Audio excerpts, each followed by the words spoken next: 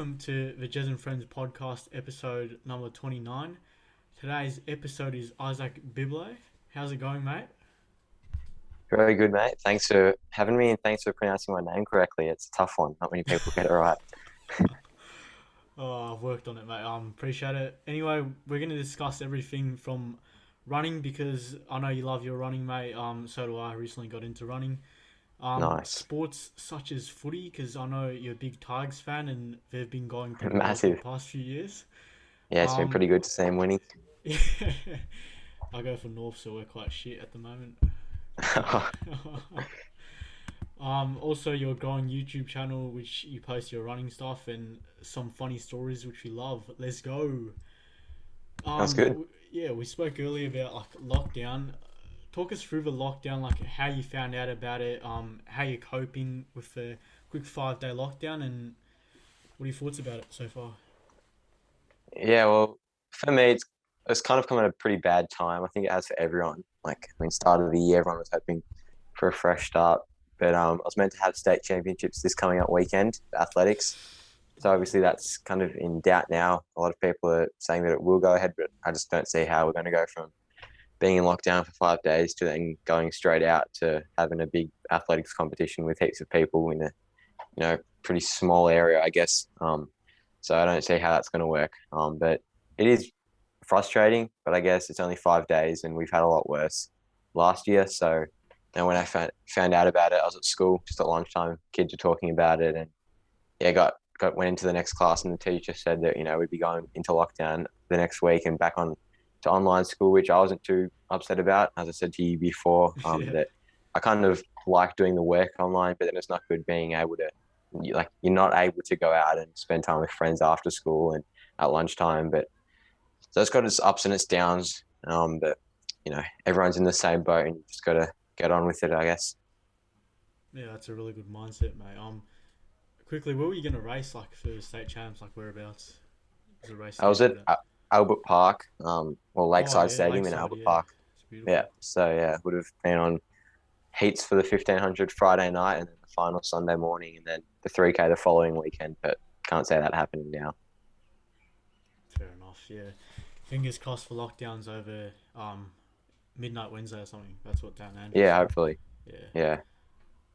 All right. Now this is called hypotheticals. So basically, if you could meet someone famous, who would it be and why?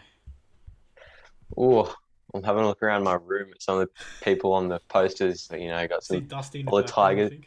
Yeah, got Dusty, got all the Tigers players. But I don't know. Honestly, it'd probably be um Craig Engels, my favorite runner, man with the mullet. He's pretty famous in the running world. Just seems like a good bloke. I reckon he'd have plenty of funny stories.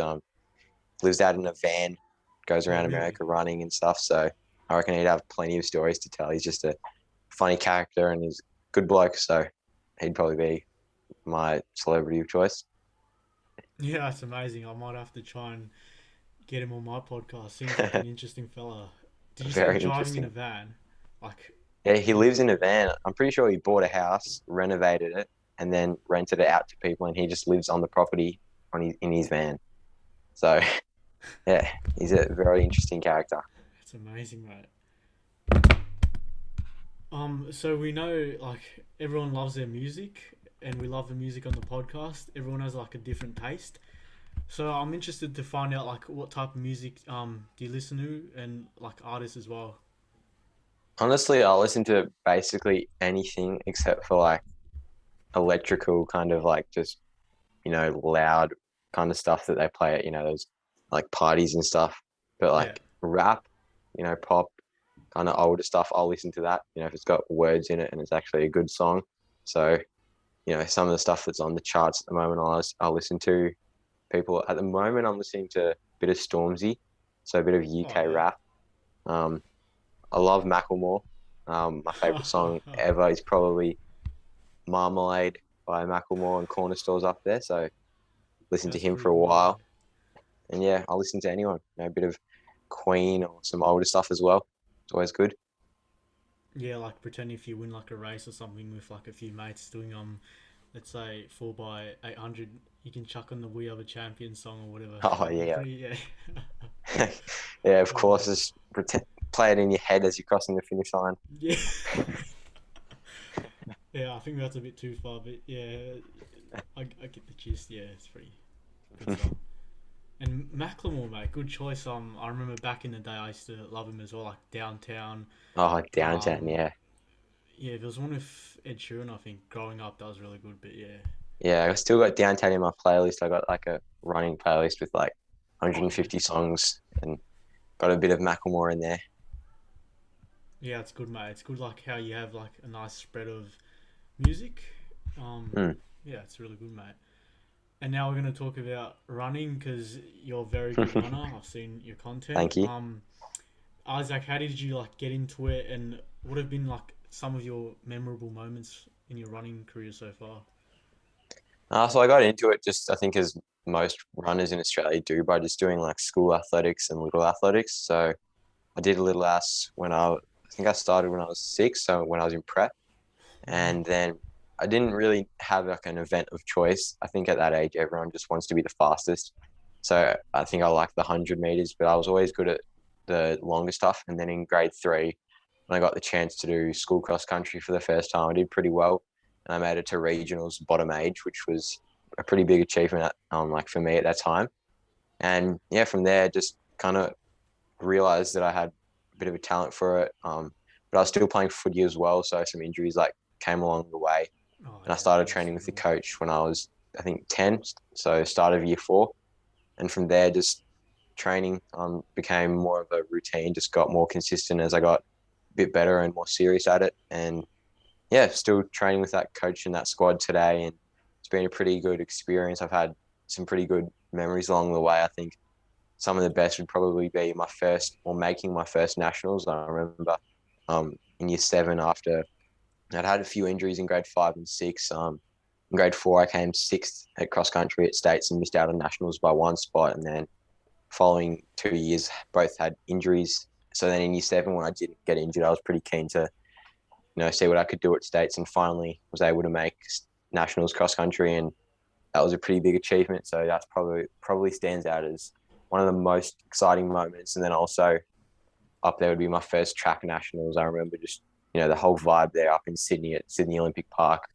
That was start of year 8. It was pretty sick. Just on the warm up track itself was better than most tracks I had been to, and just some of the athletes that were just hanging around there, sitting next to you in the stands as just elite athletes and people from all different states. And it's pretty cool to be at the top end of your sport. And even I came 8th at that race at nationals in the 3K, and like I was, I guess, disappointed because you want to be the best, but then when you think that you're competing against the rest of Australia, it's pretty cool. So when you put it into perspective like that, I guess that's a pretty big achievement. Yeah, that's amazing, mate. I can tell you now, there's probably no chance I can make it to nationals. But anyway, you know how like you made states, right? What place did you have to like get to make it into nationals? Because I find that pretty interesting. So in primary school, it was top 5 for cross country, so it was a bit more cutthroat. And then for Yeah, track, it was top 2 or 3. I think it was 3.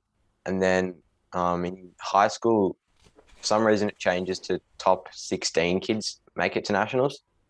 Except for cross country, it goes up by 2 ages. So it's like under 14s, 16s, 18s, and 20s. So you have a year of being top age and bottom age. So I guess since it's 16 kids making it through, it gives the bottom age kids a bit more of a chance. So I think my first year I came 15th. I was like 20th with like 300 meters to go, and I managed to kick home to scrape into nationals by 1 spot in year 7. And then for track at the moment, it's just you just have to get the qualifying standard. So it's either a time or a distance, or a height, depending on your event. And then it doesn't really matter about where you come at states. If you have the qualifying standard, then you get in. yeah, it's amazing, mate. And you know how you ran 1500? I think it was like 404 or something. But would that Yeah. be like a state qualifier or like that type of time or? Yeah. So the national qualifier for the 1500 for my age at the moment is 4:10, I'm pretty sure, or maybe 4:08. So yeah, Yeah, I got the 15 and I've got the 3K as well, which I did about a month earlier. So yeah, hopefully at nationals, if the timetable allows me to, I'll be able to do both events. But it does depend, if they're on the same day or one day apart. It's probably not worth doing both. Yeah, true. Like, cause you gotta balance it out as well, like with Yep. recovery and all that. Yeah, definitely. Yeah, 100%. Let's talk about your YouTube channel, mate. I remember one of the commentators during your race was like, "Oh, he's got a massive YouTube channel and go like sub to it and stuff." But um, yeah, link will be in the show notes. Talk us through that. Like, was it just because you wanted to showcase your running and all that, or how did that come about?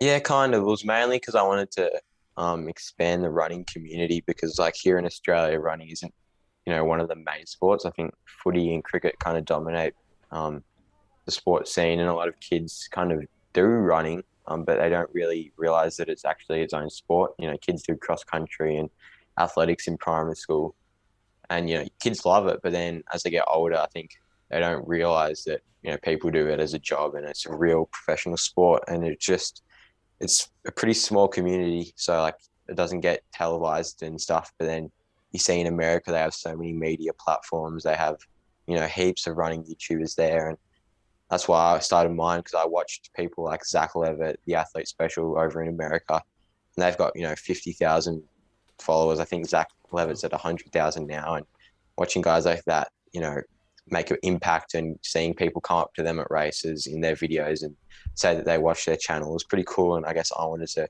be a part of that and try and expand the community here in Australia and just show that there's more to being a runner than just going for a jog around your block, that you have to actually train, and kind of showing my lifestyle and how I train and race.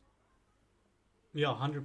Because like, let's say fast or go back like 2 years ago, I didn't really take running. I didn't know it was like a proper sport. I knew like it was in the Yeah. Olympics and all that, but like personally didn't take it seriously. But during lockdown last year, I took it, like started getting into it, and now I know how like what it's like being a runner, or like the effort like people put in. It's not just running block runs and all that. There's like time and effort into Yeah. it, which is just astounding. I'd say. Yeah. And that's pretty cool, I guess, to, hear like, you saying that, because that's, I guess, that's what you like runners in Australia want. We want, people getting into it. And I think a lot of people did start over lockdown because it was one of the only options when you just Yeah, had, pretty your much. hour of exercise, couldn't always, and, you weren't always allowed to drive to facilities to play other sports. So sometimes people just had to go out for a run or a walk. And I think we definitely, like the community definitely grew over that. So that was one positive, I guess, that we can take out of that. Yeah, 100%.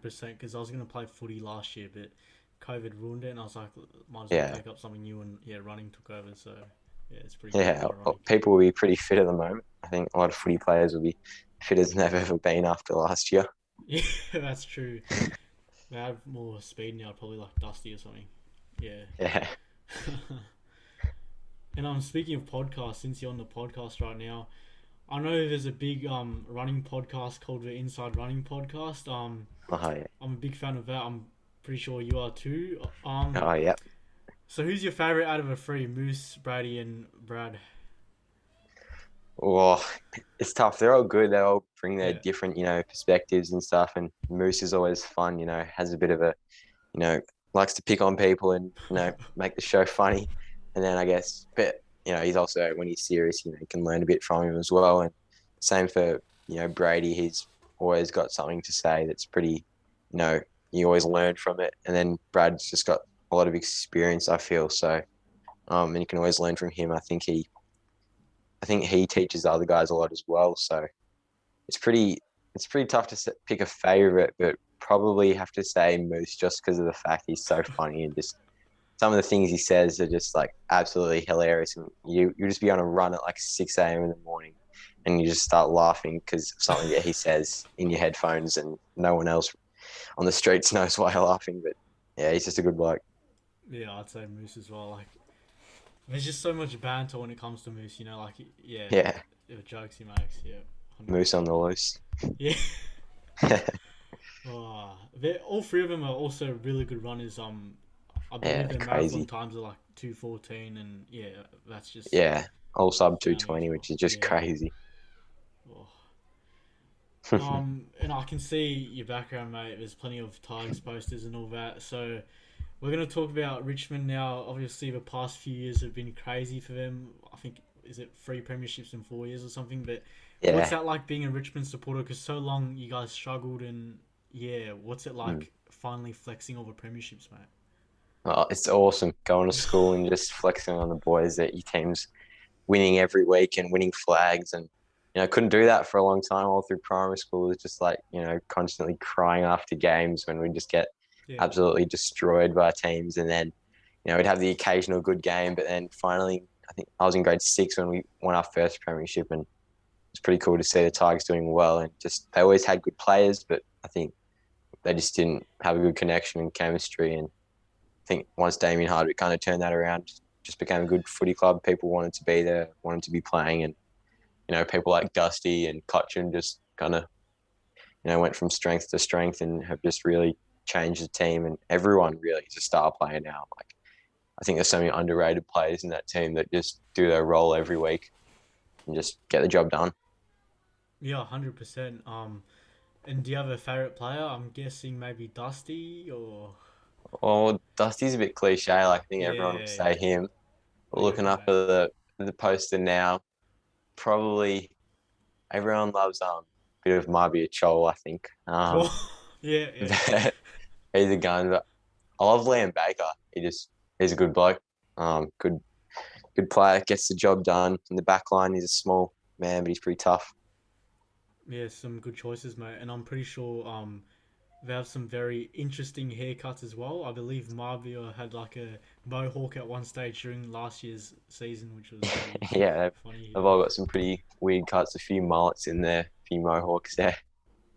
Yeah. Oh. We'll move on now to the quote of a podcast, which is push yourself because no one else is going to do it for you. Um, Isaac, is there a quote or something you live by, mate? um, I've got a few. I have some around my room, and one that I like is um, I like some of the Prefontaine quotes. Steve Prefontaine was a big runner back in like the 70s and 80s, ran for Oregon and kind of helped found Nike, and make them popular. And some of his quotes are pretty good. Like just I think one of them was if anyone's going to beat me, they're going to have to bleed to do it. And like that's That is I good, like mate. that one. That is good. It's tough, it's fiery, just it's just gutsy, and he was just a pretty gutsy runner. And I also like one that our one of our footy coaches in, I think I was in grade six, he taught us this one. It was the strength of the wolf is the pack, and the strength of the pack is the wolf. And it's just basically saying, that the strength of their team is each other, and the strength of each player is each other because you need each other. And I think in running, even though it's a fairly individual sport, at the end of the day, it's about which individual is the fastest or the best at their event. Um, you need the squad and the people around you to help you get the job done at training, and help to push you. Yeah, 100%, mate. Like those two quotes are pretty good, mate. Good choices because they're really different as well. Like both of them, and yeah, and it relates to obviously running and teamwork as well. Especially even though it's like running is mostly an individual sport. Like it's so important to thrive off each other and yeah, what you said about yeah the second quote earlier. Yeah, 100% agree Yeah, with that. yeah, it's important to use the people around you to push you. And sometimes like today I trained by myself, because of lockdown. It was the first session for a while that I've been by myself, and just not having someone in front of you or behind you. When you're being watched, you always kind of have a bit more to give. When there's Mm. people in front of you, you don't have to be switched on because you can just sit on their heels and just run. But like when you're leading or when you're on your own, it's so much harder. So you got to really kind of appreciate the squad when you're training with them and just use them to your best advantage. Yeah, 100%, mate. Um, and you know how earlier you talked about like Nike and stuff. And we'll talk about books now. Like, what's the last book you've read? I think you've read Shoe Dog, but yeah, we might as Yeah, well talk about Shoe Dog and yeah. So I like read that Shoe Dog, story. and that's kind of how I learned a lot about Nike and Prefontaine. So I've got I've read a bit of the Richmond book from 2017. It's on my desk there. Didn't finish that, but I've read like bits and pieces of that, and that's kind of divided into chapters of each like game. So if there's games I'm interested in, then I'll kind of read that chapter and stuff. So that was pretty cool to if you read the first chapter and the last chapter to see how it's kind of changed and how the team changed. That's pretty cool and inspirational. And then at the moment, I'm kind of in the middle of two books. One that I kind of never really finished, and that was called Why Running Matters. It was by Ian Mortimer, who's a British dude, and he's not an elite runner, or he doesn't really work in running. He just was a guy who did like park runs every week. He's done a couple of marathons and half marathons, and he just would write down something that he learnt from every park run and every marathon. And at the start of the year that he wrote that book, he just like had a bunch of goals to do with running. And so that was a really good book. Like I really enjoyed that. Haven't quite finished it. And then for Christmas, I got another book called The Lost Art of Running, and it's by Shane Benzie. And that's a pretty good book as well. It's really interesting. It's not like an inspirational book. It's more of like a book about like the body and how you can best use it to get the best out of your performance. And that's definitely a good book. I'm learning a lot from. It's got some pretty good insights from like professionals who study running and study the human movement and all that. So definitely learned a lot about the body from that book. Yeah, and would you say like from um the book with like the parkrun guide, have you started incorporating like goals and reflecting on maybe your races and stuff a lot more? Or Yeah, so I actually started. I have a book which I just write after each race. Just write a quick, like paragraph about the race and just reflecting on that. And then I guess for training, I don't really write it down as much, but I definitely think about it a lot more. And in lockdown, it was good. We had like the last lockdown, mm. our squad would have like Zoom calls every week. So I guess we got to kind of, our coach would go through and ask each person about, their week of training and ask certain questions, and we get to reflect on that a bit more. So that's something I've definitely started to do more. I'm reflecting on my runs and trying to learn from them.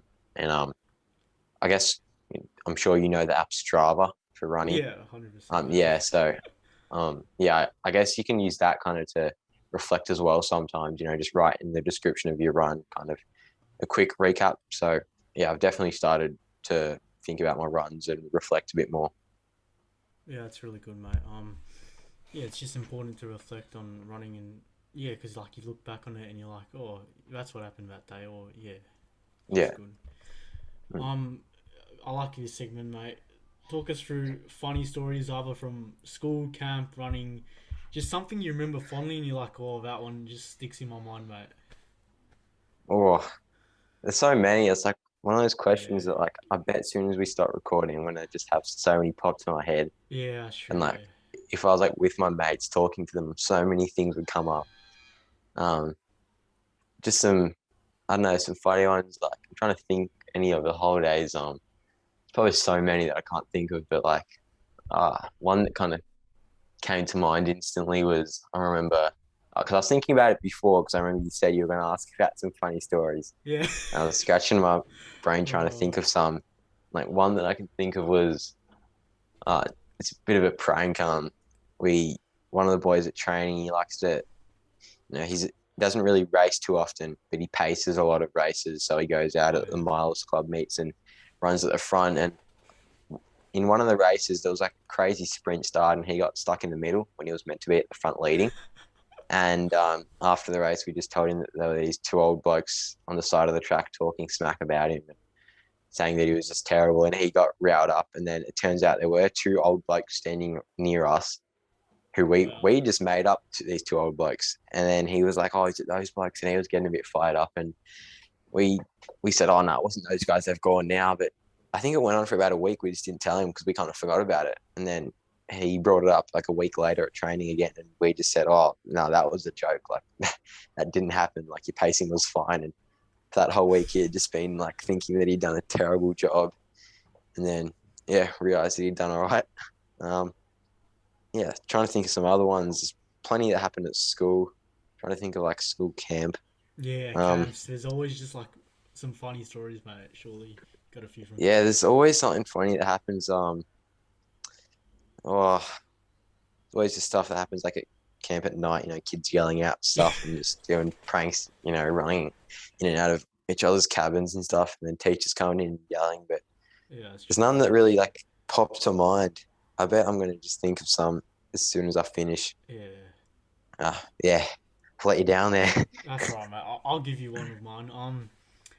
So it would have been like year seven camp, like 4 years ago. But you know how like you have to obviously open a door to get into a cabin, right? And we had this Yeah, like big ass shared cabin with like 20 people.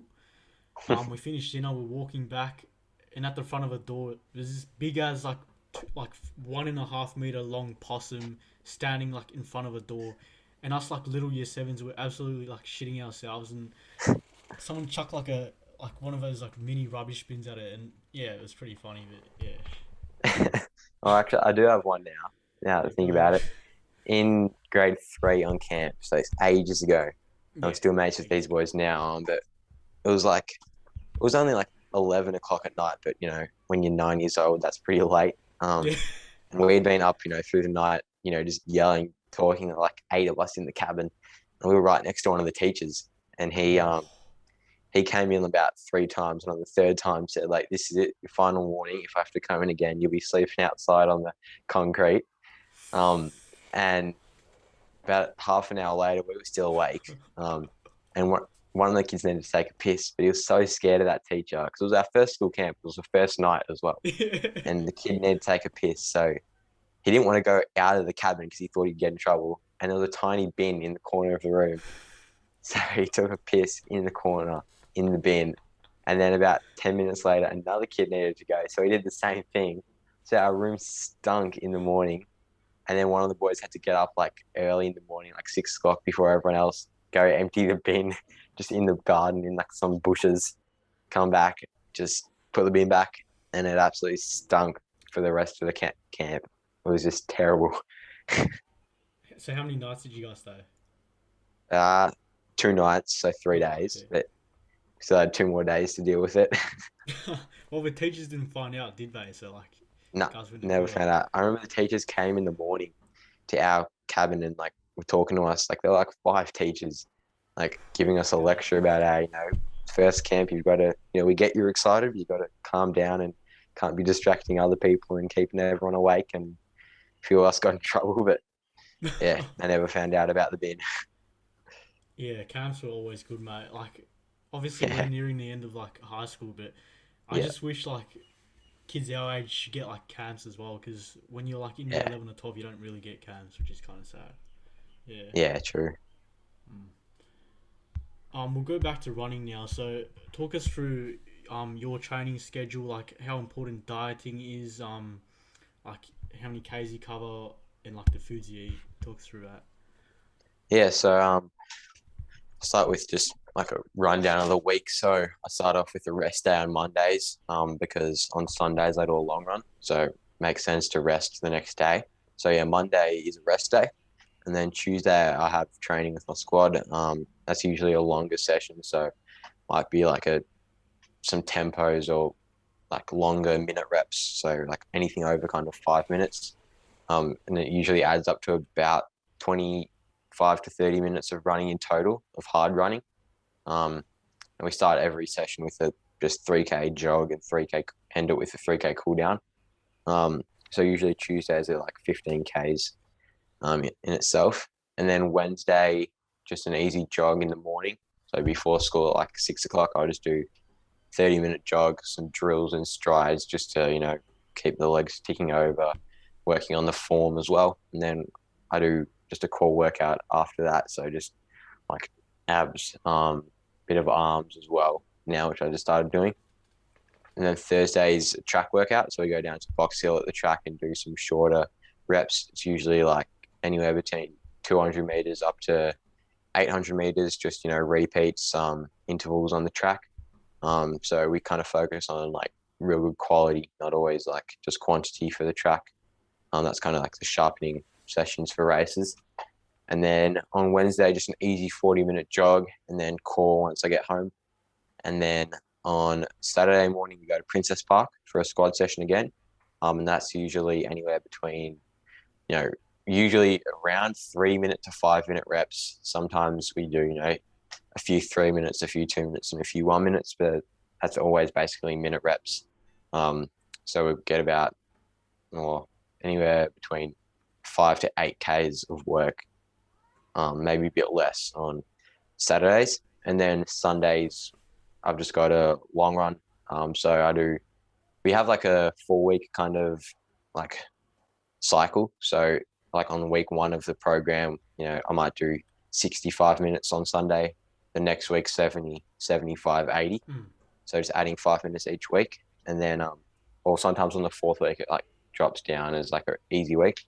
And then on Sundays, on Sundays and Tuesdays, actually, I have like a different set of leg routine. So I'll do like, on Sunday, I think I do like quads, hamstrings, glutes, and hips. And then like Tuesdays is like calves, I think hips again, and some other stuff. So making sure that I have that wide variety of, speed, endurance, strength, core, and everything to make sure that, you're getting best of both worlds and making sure you're doing everything to contribute to being a better runner. And I usually get about 70, anywhere between like 60 and 70 Ks a week. The goal for this year will be to average about 70 Ks, but just at the moment with, approaching states and then nationals, the mileage is a bit down, but over cross country, it'll probably be about 70 to 75 Ks. And then with physio and diet, physio, I only ever go to the physio like if I actually need it. So like if I have a niggle or a problem, I'll go. Or sometimes like before nationals, I might go just for a bit of a rub down and use the lactic acid boots there, the recovery boots. And then I just do my own recovery, really just, foam rolling after a session and every day foam rolling and stretching. And I've got a massage gun now, which I got a couple of weeks ago, and that's awesome because you don't have to do anything like a foam roll. You have to actually get down and, roll. But with a massage gun, you can just lay in bed or sit on the couch and do it. Pretty handy. And then diet, really, I think our coach isn't like, he's not like a freak with diet. Like he's not, super strict on what we're doing, but he makes sure that we know how important it is to, fuel yourself right before and after a run. And, the days leading up, he always makes sure we're drinking heaps of water, especially, at the moment when it's, a really hot week and then we have a competition on the weekend. You make sure we're drinking heaps throughout the week and eating plenty, the day before, the night before, and then always eating before a race or a hard session. Because, you need that fuel, but he's not like, I'll still eat, Macca's sometimes or, have some, sweets and stuff. Like, it's not like a super strict diet like that because, you need a balance and like, you need to have a bit of sugar and stuff every now and then. And, got to be eating like the meats and everything. So I have, pretty good range and, for dinners every night, just having, different, veggies one night, some pasta, another night, bit of rice, different stuff. So fairly good spread. Yeah, it's good, mate. So you run at Prince's Park on Saturdays, yeah? Is that right? Yeah, around the 3K loop there.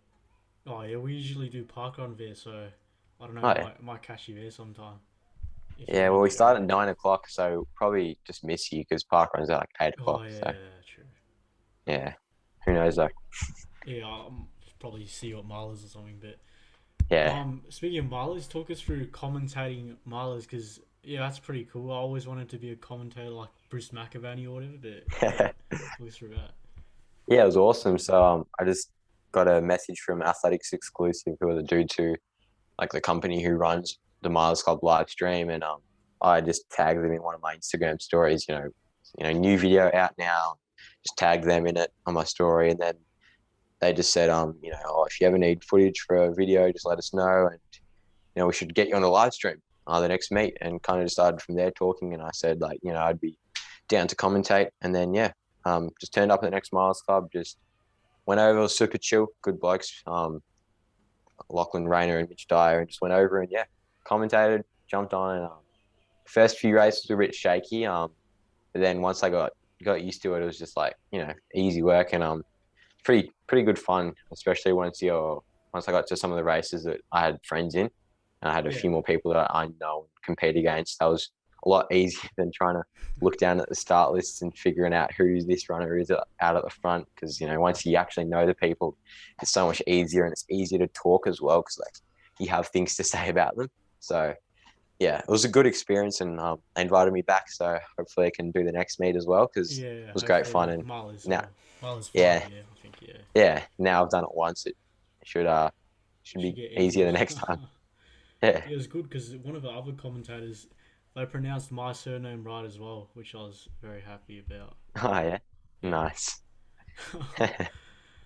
um, and also like talk us through how you balance running in school because sometimes that's hard as well, like with homework and all that.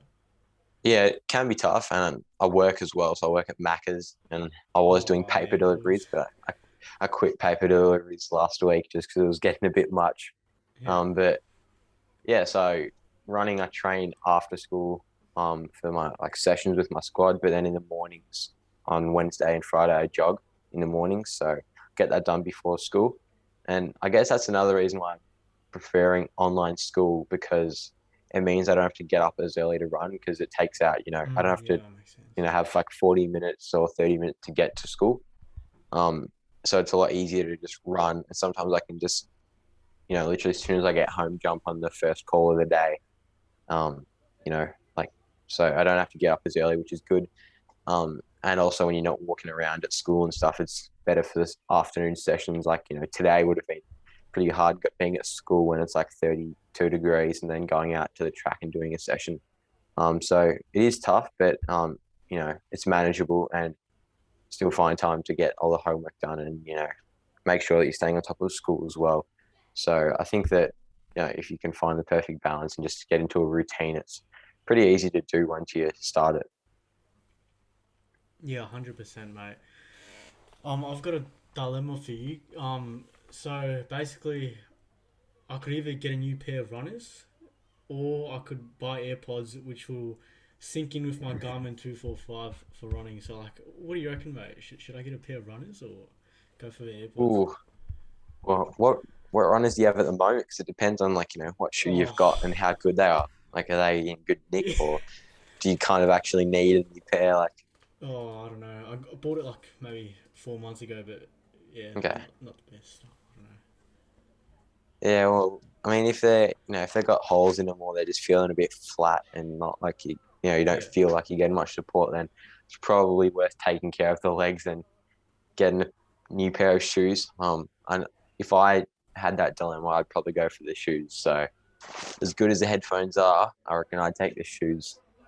Oh, shoes, mate. Good tip. I reckon the shoes would probably work better. Yeah, I got to take care Yeah. of the body. I'd rather have a fresh pair of shoes and no AirPods than having AirPods and stress fractures or sore Yeah. legs from just Or running in beat up blisters or all shoes. that, yeah. Yeah.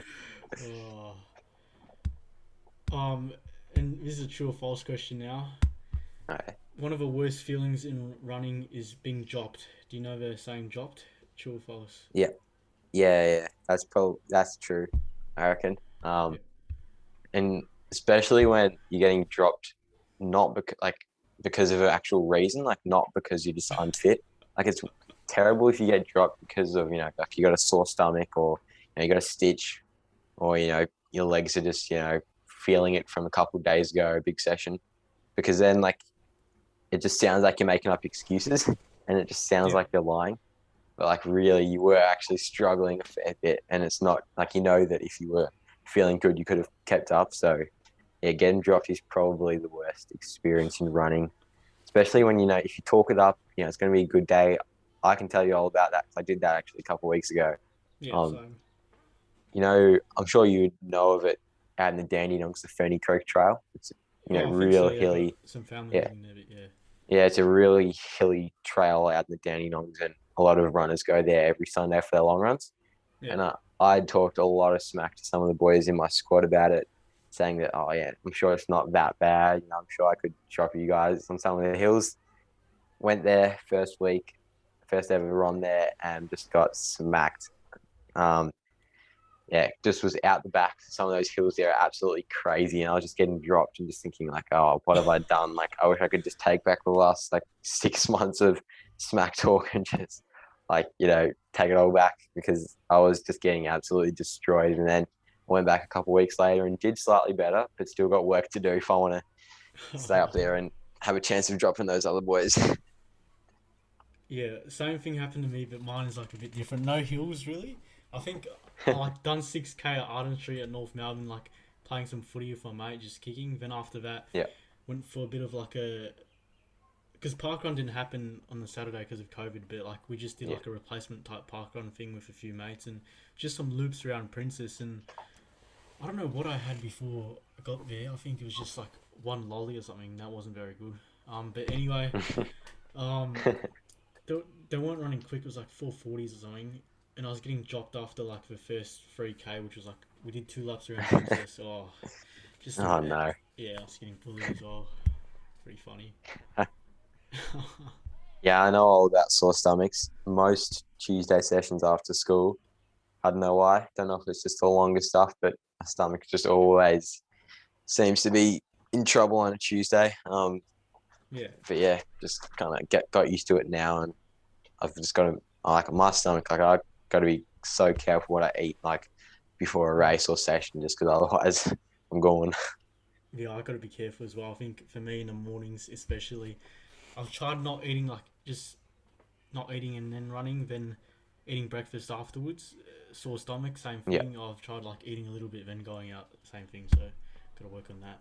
yeah. My Yeah, I prefer morning runs because my stomach's empty, so all I'll have is a yeah, muesli yeah. bar. Exactly. Yeah, true. Just a muesli bar before I go. And gets the job done, and stomach feels fine. Yeah, I should probably try that instead of just empty or Yeah, something. Yeah, yeah. that's probably not good.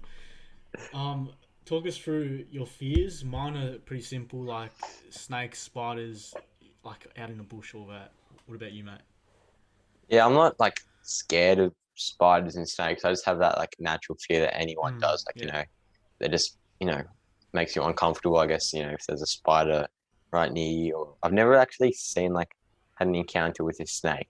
But like I've never like if we have like incursions at school or, go to the zoo or something and get a chance to hold it. It's like I've never been scared then. So I guess I don't really know because I've never seen one out in the wild. So I don't really know how I'd react. But I reckon I'd be fine with them, but I'm not a fan of like things like the giant swing or like just that dropping from a height. yeah. Like, that free falling, my stomach just goes inside out and I hate that. Like I don't think I've ever been to the top of a giant swing. Really? Um Oh, I might have been in year seven, but yeah, I don't think so. And in year eight, I finally conquered my fear. I just thought, just got to go for it, just got to oh, do it good because stuff, we mate. had a we had a it wasn't a giant swing, but it was worse. It was you climbed up like a rope course, and then you got to the end, and you were about I think it was 12 meters up, so not quite as high as a giant swing, but you had to jump off, and you were attached obviously, but the first like 5 meters or 4 meters were like falling fast, and then you like slow down, like the thing with like the cord would pull and you'd slow. But that was even worse because like on the giant swing, it's like the kids at the bottom like pull the thing and you fall. But on this, you had to jump off, so Yeah, and you just like had were to you like holding them to the thing and then jumping no, off? it was just like you were on a platform and you had to just walk off, and like Damn. that was terrifying. But I got that done, and I haven't done like giant swings since because like last year obviously camp was cancelled. But I reckon if I did it again, like it's easier to say when I'm sitting here, but like I reckon I'd be able to do it now just because I've done it once, and I'm still alive, didn't die, and I'm fine. Yeah. So I reckon that you know I'd be able to do it again next time. Yeah, just quickly on camp activities. Have you done anything weird like in terms of activities? Like usually it's just like giant swings, like touching snakes, all that. But I remember one time we went through like this dark as tunnel called um yeah, it's just like a rat type tunnel or something, but it's pretty dark and you couldn't see anything and you had to like go through. Did you have like Hmm. any weird type activities or something? Uh, nah, we've done like I think I did like orienteering, we've done like rock climbing, but I think that's all pretty standard. Yeah. Uh, yeah, don't think I've done anything too out there. Uh, well, we had this weird course in you might have been at Camp Coonawarra. I No. went there in grade six and then again in year seven. But in grade six, we did this weird course. It was like an obstacle course, Mm. but you had to carry a mannequin on a stretcher. So like they were like meant to be like an injured person, and you had to like carry them through the obstacle course, and like they had to like you had to make them survive and not drop them and stuff. And yeah, that was probably the weirdest. It was just a bit of a weird camp activity. Don't think anyone found it too exciting. But Yeah. yeah, it's probably the weirdest one. Yeah, it seems pretty weird. Just they make it like some activities so weird that like doesn't even make sense at all that it's an activity, but just how it Yeah, is. and the instructors get so like excited about it, and the teachers try to hype it up. Yeah. But I think they deep down they know that it's just not fun, but it's their job to make it seem fun, and Yeah, all the that's kids are true. just like not impressed. I feel like the cabins bit like around like 12 a.m. taking a piss and all that. That's more fun than some of the Oh, activities. Yeah, for sure. Oh. Um, motivation here. So, what motivates you the most and why? Because like obviously running takes a lot out of you. You have to like wake up early, do lots of sessions, all that. So, talk us through what motivates you the most.